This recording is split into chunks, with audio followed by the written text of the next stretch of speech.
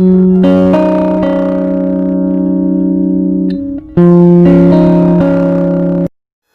Students, welcome to Vishmal education channel.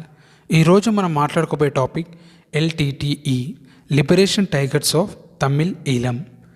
So శ్రీలంకలో మొత్తం 3 భాగాలుగా ప్రజలు డివైడ్ అయ్యారు. ఒకరేమో సింహలీస్, తమిళ్స్ అండ్ ముస్లిమ్స్. సింహలీస్ ఏమో సదరన్ సైడ్ సెంట్రల్ రీజన్లో ఉంటారు. వీళ్ళ రిలీజియన్ బుద్ధిజం, వీళ్ళ లాంగ్వేజ్ సింహలాస్. టోటల్ పాపులేషన్లో వీళ్ళ కాంట్రిబ్యూషన్ 75%, అంటే వీళ్ళే అక్కడ majority of the people. Tamils ఏమో నార్థరన్ సైడ్, ఈస్టర్న్ సైడ్ ఉన్నారు. వీళ్ళ రిలీజియన్ హిందూయిజం, వీళ్ళ language Tamil.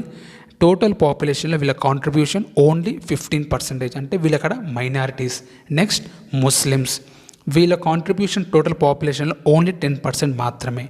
So Tamils, Muslims ఏమో మైనారిటీస్, సింహాలీస్ ఏమో మెజారిటీ ఆఫ్ ద పీపుల్. ఇది శ్రీలంకలో ఈ విధంగా ప్రజల మధ్య డివిజన్ అనేది ఉంది.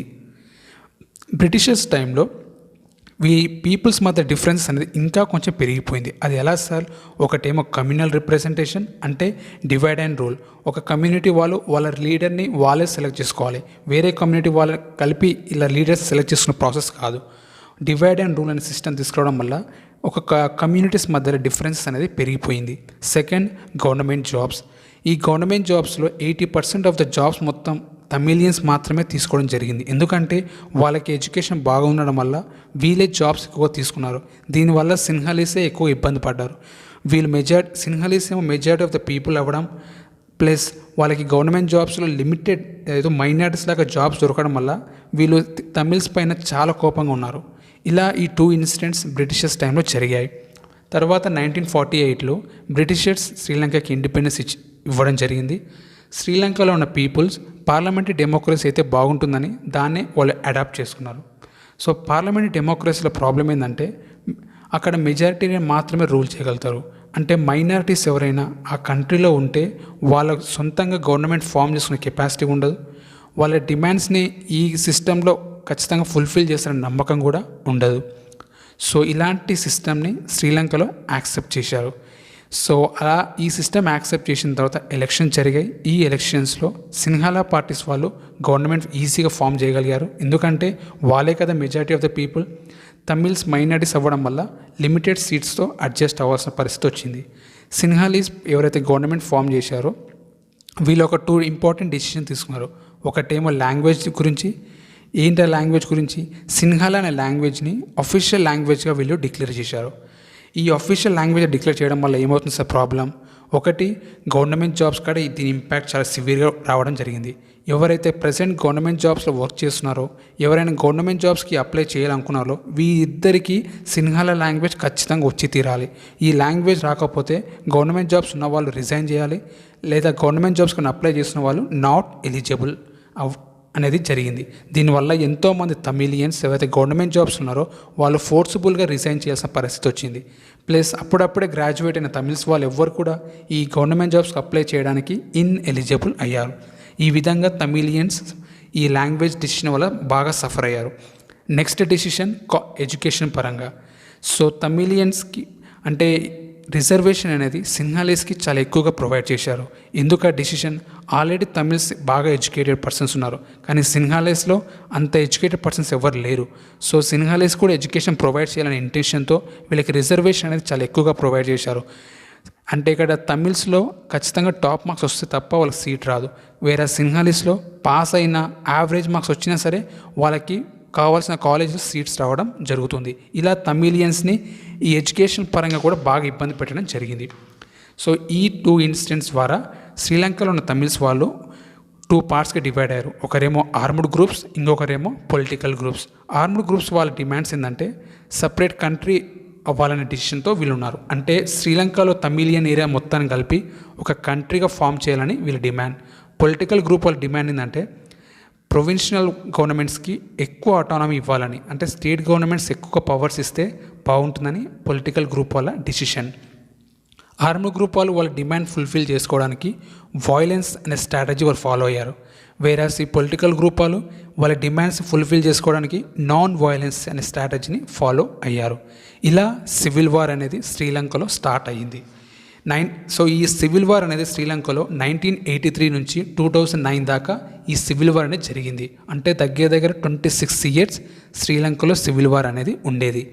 ఈ సివిల్ వార్ స్టార్ట్ అయిన తర్వాత ఇండియన్ గవర్నమెంట్ ఈ మ్యాటర్కి సంబంధించి మొత్తం అబ్జర్వ్ చేసిన తర్వాత ఒక డెసిషన్ తీసుకుంది. ఏంటంటే అది శ్రీలంకలో తమిళియన్స్కి ఇంజస్టిస్ జరుగుతుంది కాబట్టి వాళ్ళకి సపోర్ట్ చేయాల్సిన అవసరం ఎంతైనా ఉందని ఇండియన్ గవర్నమెంట్ ఆ టైంలో ఉన్న ఇందిరాగాంధీ గారు ఈ ఆర్మ్డ్ గ్రూప్ వాళ్ళకి కావాల్సిన ఫండింగ్, వెపన్స్, ట్రైనింగ్ అనేది మన ఇండియన్ గవర్నమెంటే ప్రొవైడ్ చేసింది. ఇది 1983 నుంచి 87 దాకా జరిగిన ఇన్సిడెంట్. సో ఈ టైంలో ఇండియన్ గవర్నమెంట్ మన శ్రీలంకలో ఉన్న ఆర్మ్డ్ గ్రూప్ వాళ్ళకి కావాల్సిన ట్రైనింగ్, వెపన్స్ అండ్ ఫండింగ్ ఇవన్నీ ప్రొవైడ్ చేసింది. ఇవి ఈ విధంగా ప్రొవైడ్ చేయడం వల్ల ఈ ఆర్మ్డ్ గ్రూప్ వాళ్ళు శ్రీలంక గవర్నమెంట్ పైన చాలా ఈజీగా ఫైట్ చేయడం జరుగుతుంది. ఇలా ఫైట్ చేయడం వల్ల శ్రీలంకలో ఉన్న గవర్నమెంట్కి అర్థమైంది ఇది ఇండియన్ గవర్నమెంట్ వల్లనే మనం ఇంత ఇబ్బంది పడుతున్నాం. సో డైరెక్ట్ ఇండియన్ గవర్నమెంట్తోనే దీని గురించి మాట్లాడితే ఈ ప్రాబ్లం సాల్వ్ అయిపోతాయని అర్థం చేసుకొని శ్రీలంకలో ఉన్న ప్రెసిడెంట్ ఇండియాకు వెళ్ళి అక్కడ ఉన్న ప్రైమ్ మినిస్టర్ అయిన రాజీవ్ గాంధీ కలిసి ఒక డీల్ సంతకం పెడతారు. అదే పీస్ అకార్డ్ అనే సిగ్నేచర్. ఈ పీస్ అకార్డ్ ఒక డీల్ ఏంటంటే శ్రీలంక ప్రెసిడెంట్ కొన్ని డిమాండ్స్కి ఒప్పుకున్నట్టు దానికి ఇన్ రిటర్న్గా శ్రీలంకలో ఎలాంటి ఆర్మ్డ్ గ్రూప్స్ ఉండవు. ఆర్మీ గ్రూప్స్ అన్నీ వాళ్ళ వెపన్స్ని శ్రీలంకన్ గవర్నమెంట్కి సరెండర్ చేస్తారని. ఏమేమి డిమాండ్స్ ఒప్పుకుంటే, ఒకటి లాంగ్వేజ్ని రికగ్నైజ్ చేయాలి, సెకండ్ స్టేట్ గవర్నమెంట్స్ ఎక్కువగా పవర్స్ ఇవ్వాలి, third northern side, eastern side Tamil areas మొత్తం కలిపేయాలి, ఫోర్త్ ఈ ఇండియా తరపున పీస్ కీపింగ్ ఫోర్సెస్ అనే వాళ్ళని శ్రీలంకకు పంపించి అక్కడ ఆర్మ్డ్ గ్రూప్ వాళ్ళని సరెండర్ చేసిన తర్వాత వాళ్ళకి కావాల్సిన ప్రొటెక్షన్ అనేది ఈ పీస్ కీపింగ్ ఫోర్సెస్ వాళ్ళు ప్రొవైడ్ చేస్తారని. ఈ డిమాండ్స్కి శ్రీలంక ప్రెసిడెంట్ అయిన జయవర్ధన ఒప్పుకోవడం జరిగింది. వెంటనే ఈ రాజీవ్ గాంధీ గారు, జయవర్ధన గారు ఈ పీస్ అకార్డ్ పైన సంతకం చేశారు. ఈ అకార్డ్ సంతకం చేసిన తర్వాత శ్రీలంకలో ఉన్న ఆర్మ్డ్ గ్రూప్ వాళ్ళు ఇండియన్ గవర్నమెంట్ మీద నమ్మకంతో వాళ్ళ వెపన్స్ని సరెండర్ చేస్తూ ఉన్నారు. ఈ టైంలో ఒక్క ఆర్మ్డ్ గ్రూప్ మాత్రం దీనికి ఒప్పుకోలే. అదే LTTE, liberation tigers of Tamil Eelam. ఈ ఎల్టీటీ అనే ఆర్గనైజేషన్ స్టార్ట్ చేసింది ప్రభాకరన్. ఈ పర్సన్ చాలా స్టబోన్ క్యారెక్టర్, అంటే చాలా మొండి పర్సన్. ఒక్కసారి ఒక డెసిషన్ తీసుకుంటే ఖచ్చితంగా బ్లైండ్గా ఫాలో అవుతాడు. సో ఇక్కడ ఇండియన్ గవర్నమెంట్ తీసుకునే డెసిషన్కి తనకి ఏమాత్రం ఇష్టం లేదు.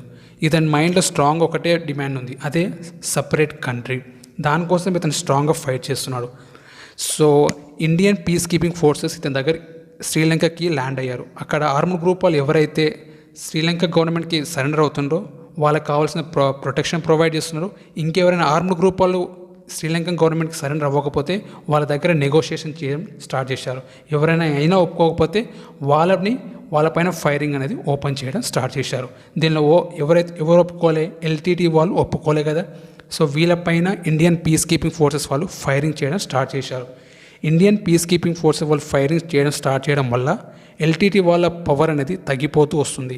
ఇలా వాళ్ళ కెపాసిటీ మొత్తం తగ్గుతున్న టైంలో 1989లో ఇండియాలో ఎలక్షన్స్ వచ్చాయి.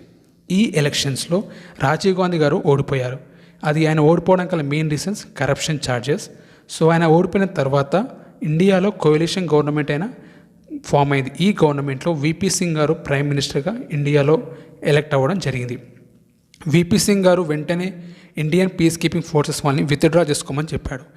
ఎప్పుడైతే విపి సింగ్ గారు చెప్పిన ఈ డిసిషన్ ఫాలో అయ్యారో, ఈ డిసిషన్ వల్ల ఎల్టీటీ వాళ్ళు అప్పటిదాకా వాళ్ళ కెపాసిటీ పడిపోతూ ఉంది కదా, ఇక ఇండియన్ పీస్ కీపింగ్ ఫోర్సెస్ వెళ్ళిపోయినప్పటి నుంచి వాళ్ళ కెపాసిటీ పెరగడం స్టార్ట్ అయింది. వెంటనే రిక్రూట్మెంట్ స్టార్ట్ చేశాడు ఎల్టీటీ వాళ్ళు. చాలామంది యూత్ని అట్రాక్ట్ చేసి వాళ్ళని రిక్రూట్ చేస్తూ మళ్ళీ వాళ్ళ డిమాండ్ని స్ట్రాంగ్ చేయడానికి కావాల్సిన అన్ని రకాల స్టెప్స్ని ప్రభాకరన్ గారు తీసుకోవడం జరిగింది. ఇది ఇలా జరుగుతున్న టైంలో ప్యారలల్గా మళ్ళీ 1991లో ఇండియాలో ఎలక్షన్స్ వచ్చాయి.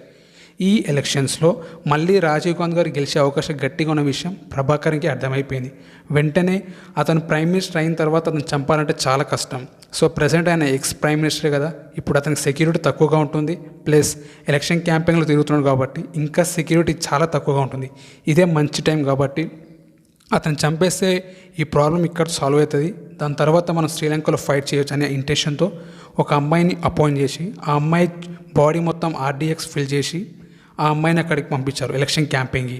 రాజీవ్ గాంధీ గారు ఎలక్షన్ క్యాంపెయిన్లో ఆ భాగంలో శ్రీలంక తమిళనాడు అనే ప్లేస్లో క్యాంపింగ్ వెళ్తారు. ఆ క్యాంపింగ్లో చాలామంది అతనికి పూలదండ వేయడం, కాలు మొక్కడం లాంటివి చేస్తున్నారు. ఆ టైంలో ఈ అమ్మాయి వెళ్ళి అతని పూలదండ వేసి అతని కాలు మొక్కడం కానీ బెండ్ అవుతుంది. బెండ్ అయిన నెక్స్ట్ మినిటే ఆమె స్టమక్ పార్ట్ కాడ ఉన్న ఒక బటన్ని క్లిక్ చేస్తుంది. వెంటనే ఆర్డిఎక్స్ ఎక్స్ప్లోడ్ అయ్యి అక్కడ ఉన్న వాళ్ళందరూ చనిపోతారు. దానిలో ఆ పాప చనిపోతుంది, ప్లస్ రాజీవ్ గాంధీ గారు కూడా చనిపోవడం జరుగుతుంది. ఇలా ఎల్టీటీ వాళ్ళు రాజీవ్ గాంధీని చంపారు. ఇతను చంపిన తర్వాత ఎల్టీటీ వాళ్ళు ఇంకా పవర్ఫుల్ అయ్యారు. ఇలా శ్రీలంకలో ఉన్న ప్రెసిడెంట్ చంపేశారు. ఆయన పేరు ప్రేమ్దాస్. 1993లో ఈ ఇన్సిడెంట్ జరిగింది. తర్వాత శ్రీలంకలో ఉన్న ప్రైమ్ మినిస్టర్ని కూడా చంపడానికి ట్రై చేస్తారు. ఆమె పేరే చంద్రిక. ఈమె చంపడానికి ట్రై చేసినా ఆమె కళ్ళు పోతాయి కానీ ఆమె అయితే చనిపోదు. బట్ స్టిల్ అటెంప్ట్ అనేది జరిగింది. ఎంతోమంది క్యాబినెట్ మినిస్టర్స్ని చంపేస్తారు. ఈ 7 నుంచి 10 మెంబర్స్ దాకా చంపడం జరుగుతుంది. గవర్నమెంట్ ఆఫీషియల్ని చంపేస్తారు. అండ్ పబ్లిక్లో ఓన్లీ సింహాలీస్ మాత్రమే ఎక్కడైతే ఉన్నారో వాళ్ళ ఆ పబ్లిక్ ప్లేస్లో సూసైడ్ బాంబర్స్ యూజ్ చేసి ఆ పబ్లిక్లో ఉన్న వాళ్ళని చంపడం, బుద్ధిజం సంబంధించిన ఏమైనా స్ట్రైన్స్ ఉంటే వాటిని డెస్ట్రాయ్ చేయడం, ఇలాంటి హారబుల్ ఇన్సిడెంట్ చేస్తూ ప్రభాకర్ అనే పర్సన్ చాలా పవర్ఫుల్గా ఎదుగుతూ ఉంటాడు. ఇలా ఎదిగిన తర్వాత నార్థరన్ సైడ్, ఈస్టర్న్ సైడ్ ఏవైతే తమిళ ఏరియాస్ ఉన్నాయో ఆ ఏరియాస్లో షాడో గవర్నమెంట్ అనేది ఫామ్ చేశాడు. షాడో గవర్నమెంట్స్ అంటే ఇక్కడ గవర్నమెంట్ ఇతను చెప్పినట్టే ఉంటుంది, కానీ చెప్పుకోవడానికి అది శ్రీలంక కంట్రీ, బట్ అక్కడ మొత్తం గవర్నమెంట్ మొత్తం ప్రభాకర్ గారి చేతుల్లో మాత్రమే ఉంటుంది. ఇలా ఈయన రూల్ స్టార్ట్ అయిపోతుంది. అంటే అక్కడ పోలీస్ స్టేషన్ ఇతందే, బ్యాంక్ ఇతందే, కరెన్సీ ఇతందే, అక్కడున్న కోర్ట్స్ ఇతనివే. అంటే ఇతను ఎలా చెప్తే అలాగే ఇక్కడ సిస్టమ్ అనేది వర్క్ అవుతుంది. బయట దేశాలకు మాత్రమే అది శ్రీలంకన్ కంట్రీ, కానీ లోపల మాత్రం ఇదంతా ప్రభాకర్ గారి కంట్రోల్లో ఉన్న ఏరియా. ఇలా ఈ విధంగా ఇతను పవర్ఫుల్గా ముందుకెళ్తున్న టైంలో 2002-3 టైంలో కొన్ని ప్రాబ్లమ్స్ స్టార్ట్ అయినాయి. ఫస్ట్ ప్రాబ్లం ఏంటంటే ఎల్టీటీలో ఒక ఇంపార్టెంట్ ఫ్యాక్షన్ స్ప్లిట్ అయిపోతుంది. ఆ ఫ్యాక్షన్ పేరే కరుణ ఫ్యాక్షన్. చాలా పవర్ఫుల్ ఫ్యాక్షన్ ఈ ఎల్టీటీ నుంచి స్ప్లిట్ అవ్వడం జరుగుతుంది. అదే టైంలో 2004లో సునామీ అనేది శ్రీలంకన్ ఏరియాని హిట్ చేస్తుంది. ఈ సునామీ వల్ల ఓన్లీ తమిళియన్స్ మెజారిటీ ఉన్న ఏరియాస్ మాత్రమే ఎఫెక్ట్ తగిలాయి. కానీ మనం ఇంతకుముందు చెప్పాం కదా, అక్కడ షాడో గవర్నమెంట్ అనేది ఇతను రూల్ చేస్తున్నాడని. ఆ ప్లేస్లో 35,000 మంది చనిపోయారు ఈ సునామీ వల్ల. ఒకవైపు ఏమో ఎల్టీటీ స్ప్లిట్ అయిపోయింది, ఇంకో వైపు ఏమో సునామీ వల్ల అతనికి ఉన్న చాలా స్ట్రాంగ్ ఆర్మీ బేస్ కూడా చనిపోవడం జరిగింది. ఇలాంటి టైంలో 2005లో రాజపక్ష అనే ఒక పర్సన్ శ్రీలంకలో ప్రెసిడెంట్ అవుతాడు. ఈయన ప్రెసిడెంట్ అయిన కొద్ది రోజులకే అతని ఫారిన్ మినిస్టర్ని ఒక ఎల్టీటీ వాళ్ళు చంపేస్తారు. ఇక చేసేదేం లేక ఎల్టీటీ వాళ్ళతో ఎలాంటి పీస్ డీల్స్ పెట్టుకున్నా అది ఎవరికి ఉపయోగం లేదని అర్థమైపోయింది. సో రాజపక్ష గారు శ్రీలంకన్ ఆర్మీకి ఫుల్ పవర్స్ ఇస్తాడు. పవర్స్ ఏంటంటే కనిపించిన వాళ్ళందరినీ చంపేయండి, అనుమానం ఉన్న చంపేయండి, వెపన్స్ పట్టుకుని చంపేయండి, మీకు ఇష్టం వచ్చి మీరు చేసుకోండి, నాకు మాత్రం ఎల్టీడీ అనేది ఉండకూడదు అనే డిసిషన్ రాజపక్ష అనే పర్సన్ మిలిటరీకి ఇస్తాడు. ఈ ఆపరేషన్ 2005లో స్టార్ట్ అయ్యి 2009 దాకా అవుతుంది. సో 2009లో 18th మే రోజు ఎల్టీడీ చీఫ్ అయిన ప్రభాకర్ గారు చనిపోవడం జరుగుతుంది. ఇలా సివిల్ వార్ అనేది శ్రీలంకలో ఎండ్ అయిపోయింది. ఈ సివిల్ వార్లో ఎక్కువగా చనిపోయింది, ఎక్కువగా మంది ఎఫెక్ట్ తగిలింది మాత్రం సివిలియన్స్కే. ఈ సివిలియన్స్ అంటే ఎవరైనా తమిళియన్ సివిలియన్స్ మాత్రమే ఎక్కువగా ఎఫెక్ట్ తగలడం జరిగింది. సో ఇది శ్రీలంకలో జరిగిన సివిల్ వార్. Thank you.